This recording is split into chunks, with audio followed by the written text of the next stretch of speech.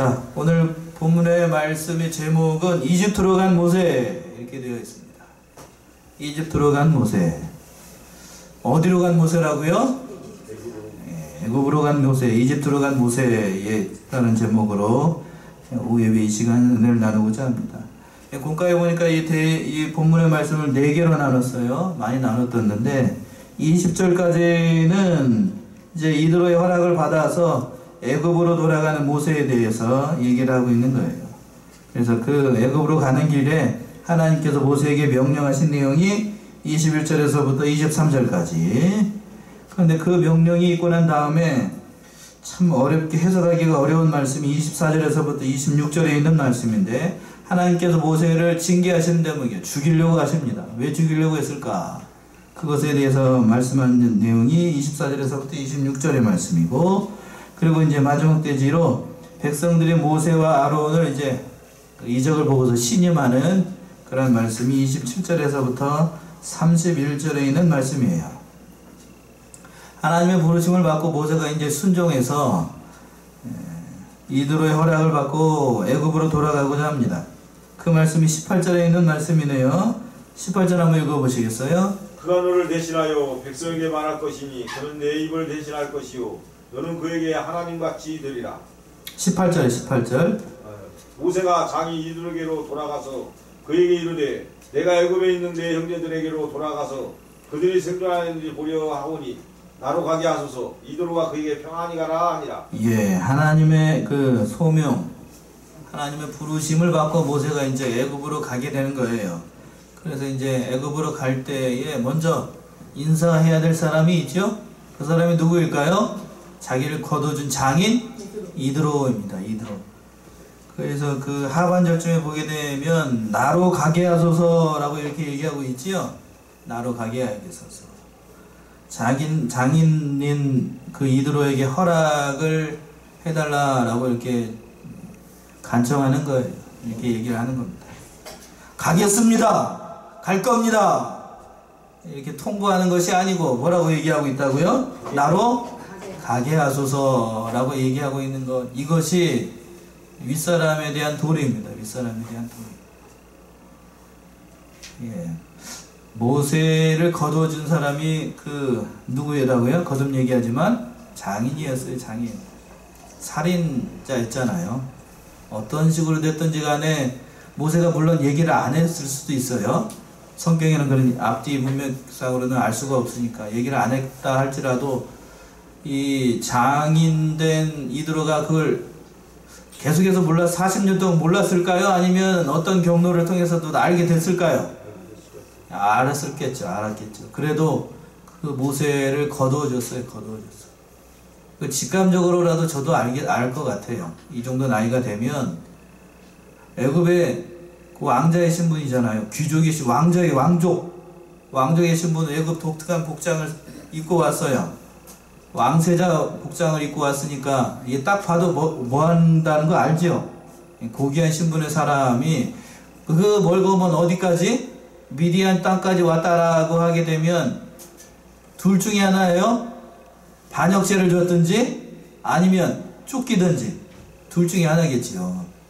그러니까 알았을 건데 거두어준 그 장인의 공로, 장인에 대해서 먼저 이렇게 가가지고 얘기하는, 이와 같이 얘기하는 거는 참 잘하니 예절을 잘 지킨 거예요. 은혜를 입었으면 그 은혜를 입은 사람에 대해서 은혜를 갚는 것도 중요한 일이에요. 오늘날 이 시대가 우리 대한민국의 현실이 옛날에는 그랬어요. 동방 무슨 지국? 예의지국이라고 했는데 저는 언제 한번 그런 것 같은데 지금 그렇지 않아요. 동방 무슨 지국? 참남지국. 참남대도 이런 참남이 없어. 지금은 길거리에 가다가 중고등학생들, 어린 학생들이 길거리에서 담배 피고 그러면 그 담배 피는 것을 가지고 뭐라고 책망할 수 있어요? 없어요? 그거 하게 되면 잘못하면 뭔 일이 생길지 몰라요. 지금 큰일 나요. 예, 불 빌려달라고 그러면 어떻게 해야 되고? 이거 줘야 됩니다. 얼른 줘야 돼. 개념 없이 불 빌려달라고 했어요. 그러면 그 걔들은 뭐라고? 이미 개념이 없다는 거예요. 그러니까 오늘 미안하다, 오늘 사실대로 얘기를 하더니 오늘 내가 저기 미쳐 나오느라고 못 가져왔다 이렇게 얘기를 하든지, 이 버릇없는 앞에 시작할 때 싸자로 시작하죠. 이렇게 하면 잘못하면 뭐가 된다고요? 예, 맞아요. 예, 아주 맞습니다. 이런 얘기를 했더니 또 집사람이 저 안에서 또 째려보네. 아무튼 그런 시대를 만났다는 거예요. 그런 시대를. 그러니까 그렇게 배은망덕하지 않고 모세가 장인을 먼저 찾아가가지고 속사정을 얘기를 하면서 나로 가게 하소서라고 이렇게 은혜를 구한 것은 참 잘한 일입니다. 마땅히 은혜를 입었으면 그 은혜롭게 모든 것들을 또 처신하는 것이 참 중요한 거예요. 하나님 앞에서도 바로 해야 되고, 또 누구 앞에서도 바로 해야 되고, 사람 앞에서도 바로 해야 되는 겁니다. 믿는 사람은 그런 거예요. 고르반이라는 사상이 있어요. 뭔 사상인지 알죠? 예. 누구에게만 제대로 하면 된다? 하나님께만 잘하면 되고, 부모에게는, 자기를 길러준 부모나 스승에게는 그냥 막 해도 된다, 그런 건가요? 그걸 무슨 사상이라고? 고르반 사상이라고 하는 거예요. 고르반 사상. 이거 아주 참남된 사상이에요. 그렇게 하지 않고 모세가 이와 같이 하는 거는 참 잘한 일입니다. 그런데 제가 말씀을 읽으면서 연구하면서 그런 생각이 들었어요. 그에게 이르되, 한번 보세요. 18절. 그에게 이르되 내가 애굽에 있는 내 형제들에게 돌아가서 그들이 생전하였는지 보려 하오니, 모세가 하나님께 부름을 받은 목적이 요 목적 때문에 하나님께서 부르셨나요? 아니면 다른 목적인가요? 예. 자신의 가족들의 생사를 알도록 하기 위해서 모세를 부른 게 아니에요. 누구를 구원하기 위해서죠? 정확하게 이스라엘 민족을 애굽의 손에서 구원하기 위해서 부른 거잖아요. 그렇게 사실대로 얘기하지 않고 이렇게 얘기를 했어요. 그러면 이 모세가 앞에 한 말은 잘한 거예요, 잘못한 거예요? 예, 잘못한 거예요.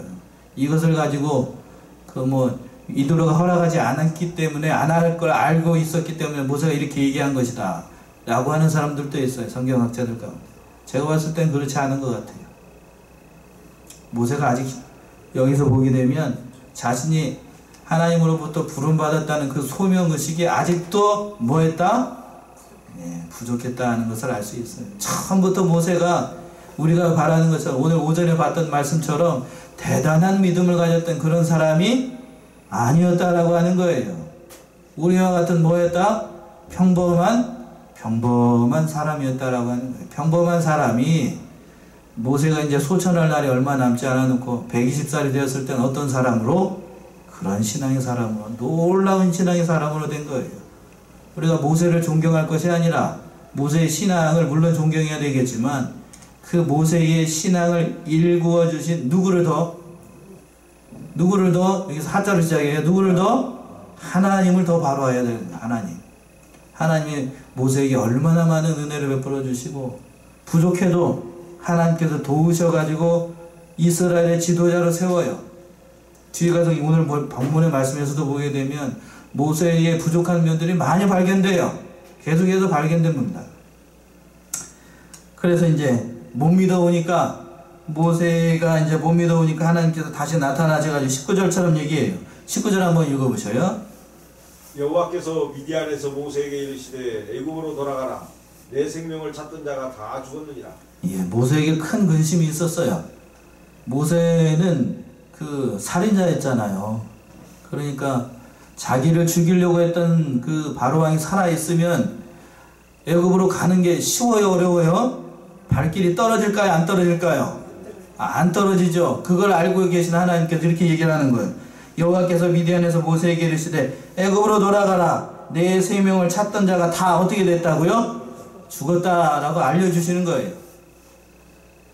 이 말씀의 뜻은 그런 뜻도 있어요. 영적인 뜻은 하나님을 대적하는 사람들 결국에는 다 하나님께서 어떻게 하신다? 심판하신다는 그런 말씀도 있고, 또 믿음이 연약한 모세에게 안심하도록 하기 위해서, 애굽으로 돌아가도록 하도록 하기 위해서 이렇게 미리 말씀을 해주신 거예요. 그래서 20절 한번 읽어보세요. 20절. 모세가 그 아내와 아들들을 나귀에 태우고 애굽으로 돌아가는데 하나님의 지팡이를 손에 잡았더라. 예, 그 하나님의 말씀을 듣고 모세가 이제 결단을 하고 가는 겁니다. 가는데 누구를 데리고 가냐면 그 안에 누구 십보라하고 또 아들들이라고 돼 있죠? 예, 아들 둘을 데리고 나귀에 태우고 애굽으로 갔습니다. 애굽으로 갈 때에 무슨 지팡이를 들었다고 손에? 하나님의 지팡이. 예, 하나님의 지팡이. 여기다 밑줄을 그죠. 여기다. 예, 모세의 지팡이 아니에요. 무슨 지팡이? 예, 하나님의 지팡이. 예, 여기가 중요해요. 하나님의 지팡이. 하나님이 쓰시면 모세의 손에 든 것이라도 하나님이 쓰시면 누구의 지팡이다? 하나님의 지팡이고 능력의 지팡이라고 하는 거예요. 하나님은 그러니까 나에게 있는 것, 가장 작은 것을 통해서 크게 역사하시는 분이에요. 하나님은 큰 것 갖고 역사하시는 게 아니에요. 큰 능력을 발휘하는 것도, 큰 능력을 발휘하시는 것은 우리에게 있는 것, 작은 것을 통해서 역사하십니다. 오늘 새벽에 말씀드린 것처럼 5,000명을 먹이고 남았던 것은 물고기 2마리하고 떡 몇 개였더라? 5개. 한 사람이 먹을 수 있는 그 양으로 몇 사람을 먹여요?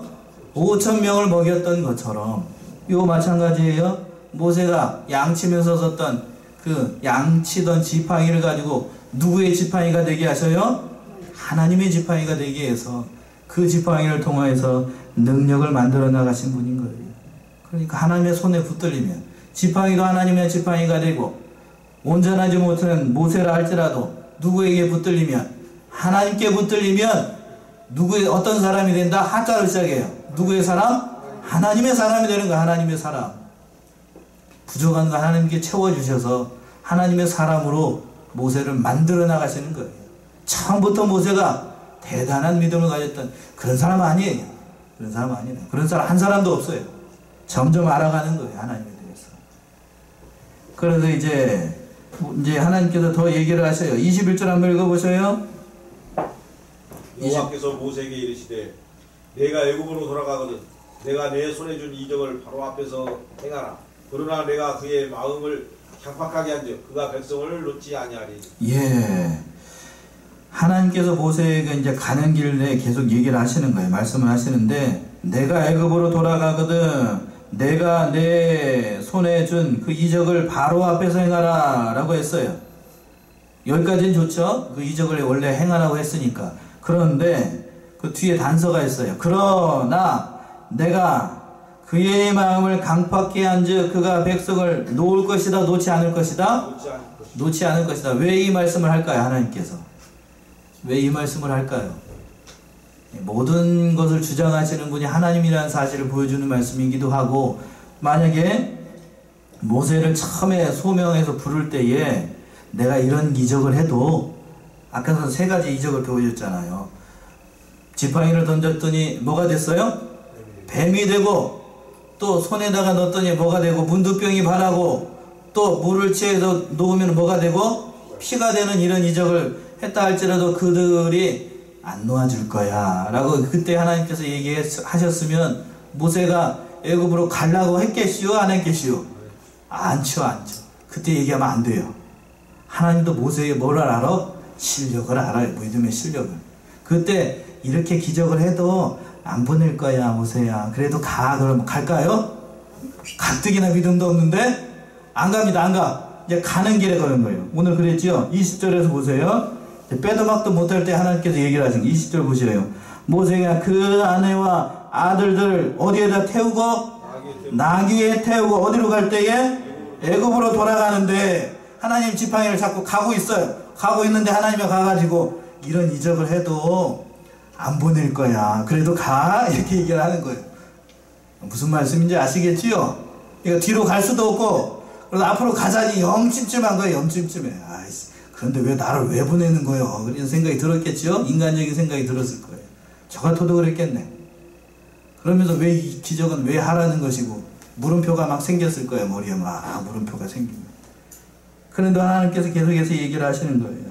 22절 23절 한번 읽어보세요. 너는 바로에게 이르기를 여호와의 말씀에 이스라엘은 내 아들 내 장자라. 내가 내게 이르기를 내 아들을 놓아서 나를 섬기게 하라 하여도 내가 놓기를 거절하니 내가 내 아들 내 장자를 죽이리라 하셨다 하라 하시니라. 예, 무서운 말씀이기도 하는 거예요. 이러한 이적을 베푼다 할지라도 그 바로가 놓아주지 않을 건데, 마지막에 무슨 자를 치신다고요? 장자를 치는 이 재앙을 통하여서 이 바로의 마음을 꺾고 이스라엘 백성들을 결국에는 해방시켜 줄 것이다 하는 그런 말씀을 하시는 거예요. 그 말씀을 전하라 라고 말씀을 한 겁니다. 그래서 이제 그 가는 길에 그 말씀을 듣고 이제 애굽으로 모세가 이제 십보라하고 두 아들들하고 갑니다. 그런데 어떠한 일이 발생을 하는가? 24절 한번 읽어보세요. 여호와께서 길의 숫소에서 모세를 만나사 그를 죽이려 하시는지라. 예. 구약 성경 중에서 풀기 대표적으로 어려운 난해지 구절 가운데 하나가 이 24절에서부터 26절에 있는 이 말씀이랍니다. 예, 개역 성경 번역은 이걸 의역을 했어요. 의역. 어떻게 번역을 했다고요? 의역을 해가지고 이 번역은 다 의역을 번역하는 사람의 주관이 이렇게 섞이게 되어 있는데 원어는 원어적인 의미로 보게 되면 이게 누구를 얘기를 하는지 이 대명사가 다 생략이 되어 있어. 뭐가 생략이 되어 있다고요? 대명사가 다 생략이 되어 있어서 이게 하나님께서 모세를 죽이려고 한 건지 정확하게 보게 되면 모세의 아들 게르솜을 죽이려고 한 건지 이게 분간이 잘 안 돼요. 이게 개역성경 근데 보게 되면 여호와께서 길의 숙소에서 모세를 만나 여기서 누구를 죽이려고 했다고요? 그를 죽이려고 했다고 그랬죠? 그를. 이제 여기서 근데 모세를 만나가지고 그를 죽였다고 하는 번역은 이 개역성경의 번역은 이 그가 누구라고 번역을 하고 있냐면 모세인 것처럼 번역을 하는데 다른 역본들이 있어요. 여기서 역본이라는 건 사본을 얘기를 해요. 다른 사본들은 모세가 아니라 누구라고 해석을 하냐면 그의 아들 누구? 게르솜을 죽이려고 했다는 그렇게 번역하는 사람들도 있어요. 이게 굉장히 어려운 난해질 과정 가운데 하나인데 왜 제가 이런 얘기를 하는가 하면 죽이려고 한 이유가 무엇인지를 바로 알아야 되기 때문에 그래요. 모세를 죽이려고 했든지 모세의 아들을 죽이려고 했든지 어떻게 됐든지 간에 죽이려고 한 이유가 무엇일까? 그 이유가 무엇인가 하면 25절과 26절에 있는 말씀이에요. 읽어보셔요. 십보라가 차도를 취하여 그 아들의 양피를 베어 모세의 발 앞에 던지며 가로되 당신은 참으로 내게 피 남편이로다 하니 여호와께서 모세를 놓으시니라. 그때 십보라가 피 남편이라 하면 할례를 인함이었더라. 예, 여기서 개역성경은 모세를 죽이려 한 것처럼 되어 있지요. 그렇게 알고 계셔요. 일단 거기까지. 더 많은 얘기하면 헷갈릴 것 같으니까 모세를 죽이려고 하니까 누가 이제 그의 아내였던 누구? 십보라가 차돌을 취해가지고, 차돌은 아시죠? 차돌, 반짝반짝한 그 돌 있잖아요. 그 차돌을 취해가지고 그 아들 게르솜의 그 양피는 그 포경수술 얘기를 하는 거예요. 할례. 그 할례를 잘라가지고 모세의 발에 던집니다. 발 앞에 던져요. 이 던졌다는 말도 여러 가지 의미가 있는데 여기서 모세의 발이라고 그랬죠. 발. 그렇게 되어 있나요? 그 아들의 양피를 베어 모세의 어디에 던졌다? 발 앞에 던졌다라고 되어 있는데 이 발이 우리가 알고 있는 그 발, 우리 두 발 발이라는 얘기하는 사람들도 있고 그 발 말고 남자에게는 다른 게 있어요. 뭐죠? 여러분이 지금 생각하시는 그거. 남자의 성기를 얘기를 하는 거예요. 거기서 아들의 양피를 베껴가지고 누구의 저기에도 줬다? 모세는 이스라엘 민족이기 때문에 난지 몇 일 만에 할례를 받았죠? 8일 만에 할례를 받았어요. 석 달 동안 길렀잖아요. 어머니가. 그래서 그때 할례를 했는데 어디에 그렇게 되어 있죠? 창세기 17장을 한번 가보죠. 창세기 17장. 창세기 17장 9절에서부터 12절 한번 읽어보시겠어요? 하나님이 또 아브라함에게 이르시되 그런 정도는 내 언약을 지키고 내 후손도 대대로 지키라. 너희 중 남자는 다 할례를 받으라. 이것이 나와 너희와 너희 후손 사이에 지킬 내 언약이니라. 너희는 양피를 베어라. 이것이 나와 너희 사이의 언약의 표징이니라. 12절까지요. 대대로 남자는 집에서는 한 자나 혹 너희 자손이 아니요 이방 사람에게서 돈으로 산 자를 물은하고 난지 8일 만에 할례를 받을 것이라. 난지 며칠 만에 할례를 받으라고요? 누구든지 다 8일 만에 할례를 받도록 한 거예요. 아브라함에게 언약을 맺을 때에. 그러니까 우리가 아브라함의 후손이잖아요. 모세가. 그러니까 모세도 당연히 뭘 받았을 것이다? 할례를 받았어요. 할례를 받았는데 중요한 사실은 그 아들 2명은 할례를 했다 안 했다? 안 했지. 안 했어요. 왜 안 했을까요? 이병희 목사님이나 다른 그 칼빈이나 이런 그 사람들은 누가 반대를 했기 때문에 아내 십보라가 반대를 했기 때문에 그 할례를 하지 않았다라고 생각을 하는데 그렇게 얘기를 하셔요. 그 말씀도 일리가 있는 말씀이고 중요한 사실은 뭔가 하면 그 언약을 붙잡고 있었던 그 언약의 당사자인 모세가 할례에 대해서 뭐 했냐면 희미했어요. 믿음이 뭐 했다고요? 시원치 않았어요. 시원치 않아. 믿음이 어떻다고요? 시원치 않았어요. 할례가 그만큼 중요한 것인지 알았다 몰랐다? 몰랐다. 그러니까 여기서 보게 되면 모세가 믿음이 좋았던 사람이다, 별로 신통치 않았다는 사람이다? 예, 신통치 않았다는 사람이라는 것을 알 수 있는 거예요. 예, 제가 모세에게 요새 말로 디스를 걸려고 한 게 아니라 사실을 얘기를 하는 거예요. 하나님은 이런 사람의 이런 부족한 면들까지도 하나님은 다 채워나가셔가지고 오늘 오전에 보였던 말씀처럼 그런 위대한 신앙 고백을 하는 멋진 하나님의 사람으로 만들어 나가시는 거예요. 모세가 대단한 게 아니고 거듭날 말씀을 드리면 누가 더 대단하다? 누가 더 대단하다? 하나님이 대단한 거예요. 하나님이. 그 앞에 있는 그 구약에 있는 성도들, 구약에 있는 모든 믿음의 선진들 믿음이 참 좋은 게 사실이에요. 히브리 11장에는 그 믿음의 장에서 믿음이 좋은 사람들 다 얘기를 하잖아요. 그러나 거기에 빠지면 안 돼요. 그 믿음 좋은 사람, 그 사람에게 빠지면 안 되고 그 사람을 존경하면 안 되고 그 사람을 만드신 누구를, 그 사람의 그러한 믿음을 만든 누구를?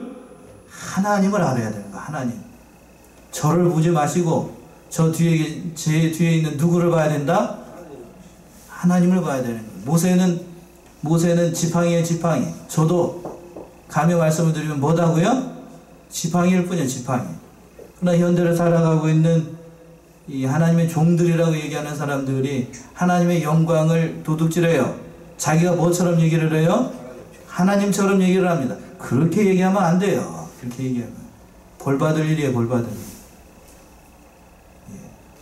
예. 오늘 이 말씀에서도 보게 되면 모세가 여러 가지로 흠이 많았어요. 이 동영상을 보시는 분들이 저한테 디스를 걸더라도 저한테 어떤 얘기를 해도 전 자신 있게 얘기를 할 수 있어요.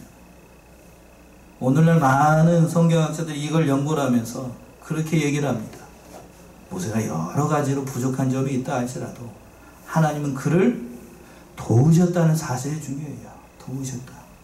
도와서 누구를 건져내야 되기 때문에 모세를 처음에 건져내야 되고 모세를 따르는 수많은 어떤 사람들, 이스라엘 민족을 그를 통해서 구원해내야 되기 때문에 이렇게 하신 거예요. 그런데 하나님 그냥 대충 하시는 분이 아니에요. 모세의 믿음을 세워야 돼요. 어떻게 세우는가? 할례에 대해서 아브라함에게 행하신 그 할례가 얼마나 중요한 것인지를 모르는 거예요. 할례는 오늘날로 신약시대에 와서 세례로 바뀐 건데 이건 쉽게 얘기하면 예수를 믿는 것, 오늘날 우리들이 예수를 믿는 것하고 똑같은 거예요. 예수를 믿는 것, 이게 뭐 별로 중요하지 않은 것처럼 보이나요? 그렇게 생각하시나요? 그런 거 아니에요. 세례가 뭐 별반 중요하지 않은 것처럼 여기나요? 그런 게 아니라고요. 그런데 모세는 뭐처럼 여겼어요? 그 아들들에게 할례를 했다 안 했다? 안 했다. 아내가 반대를 했는지, 십보라가 반대를 했는지 안 했는지 그건 성경에 나오지 않기 때문에 알 수가 없어요. 중요한 것은 그것을 통하여서 하나님께서 모세를 어떻게 하시려고 했다? 죽이려고 했어요. 그렇다라고 하면 십보라가 100번 양보를 해가지고 십보라가 두 아들들에게 할례를 행하는 것을 반대했다고 합시다. 그러면 죄가 누구에게 있지요? 모세에게 있나요? 십보라에게 있나요? 모세에게라고 하는 게 정답이고 제가 원한다면 그 답이 아니에요. 누구한테 있죠? 십보라에게 있죠. 근데 하나님은 모세를 죽이려고 했어요. 십보라를 죽이려고 하지 않고. 그러면 중요한 사실은 뭔가 하면 십보라의 죄가 크다는 거예요? 모세의 죄가 크다는 거예요? 예? 원래 모세의 죄가 크다는 거예요. 헷갈리는 모양이다. 십보라의 죄가 컸다라고 하면 하나님께서 모세를 죽이려고 한 게 아니라 누구를 죽여야 돼요? 십보라를 죽여야죠. 이 얘기는 제가 창세기 때 말씀을 드렸어요. 아담과 하와 중에서 누가 먼저 선악과를 따먹었더라? 하와가 따먹었더라. 근데 그 저주를 누가 더 크게 받았더라? 아담이 받았더라. 무슨 얘기인지 아시겠죠? 가정의 호주는 누구더라? 아담이기 때문에 아담에게 하나님께서 심판하신 거예요. 하와야 하와야 네가 어찌하여 선악과를 따먹었느냐 라고 물어보셨나요? 아니면 아담아 아담아를 불렀냐요? 누구를 불렀시오? 아담을 불렀어요. 아담을. 오늘 이 말씀도 똑같은 거예요. 십보라가 반대를 했다고 합시다. 하나님은 십보라를 찾아가지 않아요. 누구를 찾아가? 모세를 찾아가요. 모세를 찾아가서 그 언약이 얼마나 중요하다는 사실을 일깨워주기 위해서 모세를 죽이려고 합니다. 그랬더니 십보라가 본능적으로 아는 거예요. 본능적으로 알고 자기 모세하고는 그 아들하고는 차이가 있어요. 알잖아요. 부부 생활을 하니까. 그쵸? 그러니까 그 아들의 뭐를 잘라요? 양피를 잘라서 어디에? 모세의 발 앞에 두는 거예요. 그러면서 뭐라고 얘기를 합니까? 무슨 남편? 피남편. 이 피남편이란 말은 피의 언약으로 맺어진 남편이라는 뜻이에요. 무슨 언약? 피 언약. 피 언약을 통해서 맺어진 남편이라는 뜻이에요. 이 말씀의 뜻은 굉장히 중요한 신학적인 의미가 있어요. 제가 어려울 것이라는 걸 분명히 알면서도 이러한 말씀을 드리는 이유가 뭔가 하면 뒤에 가서 6월절 양을 잡아서 이스라엘 백성들이 문방과 문설주에 바릅니다. 그치요? 그 말씀이 여기에서 이미 모세가 여기서 뭐하고 있더라? 이미 연습하고 있어요. 뭐하고 있다고요? 연습하고 있어요. 그것이 누구를 통해서 먼저 알아야 되기 때문에 모세를 통해서 먼저 알아야 돼요. 이 피 언약이 얼마나 중요한 것인지를 알아야 되는 거예요. 곧 이것이 신약으로 와서는 누구를 십자가에서 죽임으로 우리가 구원을 얻지요? 예수 그리스도를 십자가에 죽임으로 그 피 언약으로 우리가 구원을 얻는 것처럼 이 모세도 마찬가지예요. 그 피 언약을 통해서 모세가 구원을 받고 살 길을 열고 그 아들도 구원을 얻고 십보라도 구원을 얻어요. 여기서 중요한 사실은 모세를 구원한 것은 모세 자신인가요? 아니면 옆에 있었던 십보라인가요? 누구요? 십보라에서 십보라. 잘했든 못했든 십보라가 양피를 벗겨가지고 모세에게 주었기 때문에 모세가 살았어요? 이 말씀의 뜻은 그런 의미가 있어요. 무슨 의미인가 하면 그 언약, 하나님께서 베풀어진 그 언약을 사모함으로 그 언약에 참여하기를 믿음으로 바라는 자들은 누구든지 다 그 신분이 이방인이 되었든 어떠한 신분의 사람이 되었든 그 은혜 안에 참여하는 것은 차별이 있다 없다? 없다는 거예요. 이 말씀의 뜻은 뭘까요?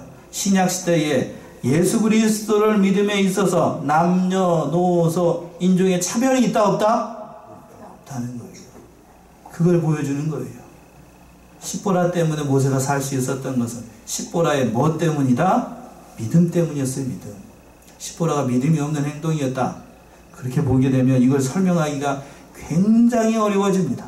그러나 신약적인 관점으로 다 연결을 하게 되면 이러한 뜻이 있어요. 결국에 모세가 살 수 있었던 것은 모세의 희미한 믿음이 있다 할지라도 그 언약을 참여하기를 원하는 간절한 믿음이 있으면 누구든지 그 신분이 이방인이 되었든지 누가 되었든지 간에 하나님은 그 사람을 구원해 내신다는 그런 말씀입니다. 그것이 중요하답니다. 오늘 말씀 제가 이 말씀을 드리고 싶어서요. 그래서 그러고 난 다음에 이 일 때문에 이 모세가 십보라를 다시 보내게 돼요. 어디로 보내는가? 이드로한테 다시 보내게 됩니다. 두 아들들을 다시 보내요. 그 말씀이 출애굽기 18장에 있습니다. 출애굽기 18장 한번 보셔요. 보내야죠. 아들이 저기 그 할례를 받았는데 다시 보내야 되지. 18장 2절 한번 보셔. 2절과 3절. 모세 장이 이드로가 모세가 돌려보내었던 그 아내 십보라와 그 두 아들을 데렸으니 그 하나의 이름은 게르솜이라. 이는 모세가 이르기를 내가 이방에서 계게 되었다 하며 4절까지요. 하나의 이름은 엘리에셀이라. 이는 내 아버지의 하나님이 나를 도우사 바로 칼에서 구원하셨다 합니다. 예, 여기서 보게 되면 처음에는 나귀 타고 갔다가 거기에서 뭐를 했기 때문에 두 명의 아들들을 뭐를 했어요? 할례를 했잖아요.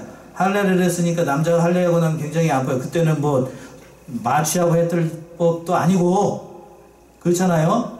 그러니까 두 아들들 다시 어디로 보냈어요?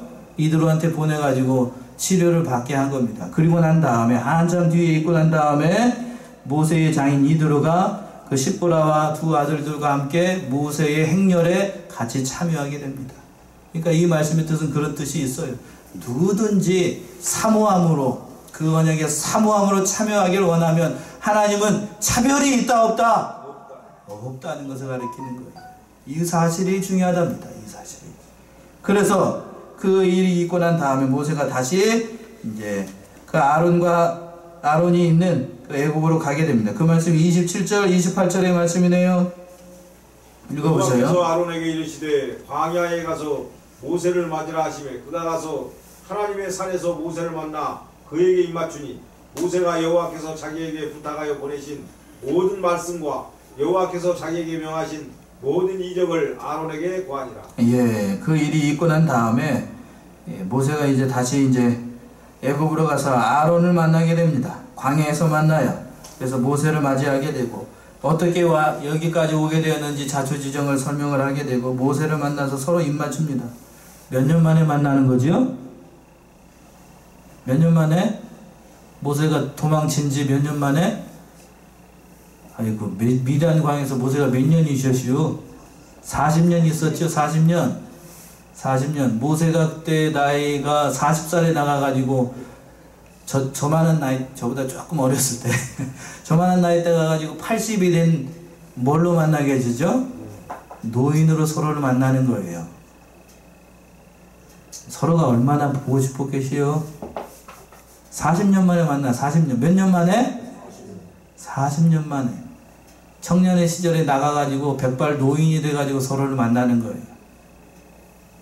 얼마나 보고 싶었겠어. 얼마나. 예. 제가 어렸을 때에 이산가족 찾기라는 것이 있었어요. 기억나시나요? 여기 다 기억나시지요? 몇 년 헤어지고 난 다음에 서로 가족을 만나는 것도 그렇게 눈물 나는 일인데 몇 년 만에 만나요? 서로 40년 만에 광야의 한복판에서 형을 만나는 거예요. 얼마나 보고 싶었겠어. 얼마나 많이 울었겠고. 여기서 그 말씀이 다 이해가 되잖아요. 27절 하반절에 그가 가서 하나님의 산에서 모세를 만나 그에게 뭐를 맞췄다고요? 입 맞췄습니다. 남자끼리 입을 맞추는 거예요. 이것을 이상하게 생각하면 안 돼. 너무 기쁘고 반가웠기 때문에 서로에게 입을 맞춘 거예요. 얼마나 보고 싶어. 이게 진짜로 모세더냐? 이게 진짜로 나의 형 아론인가를 싶은 거지요. 청년 시절에 맞다가 이제 백발 노인이 돼가 서로 얼굴을 이렇게 쓰다듬으면서 입 맞추는 거예요. 이 그림이 그려지셔야 돼요. 얼마나 아름다운 모습인지, 얼마나 보고 싶었는지.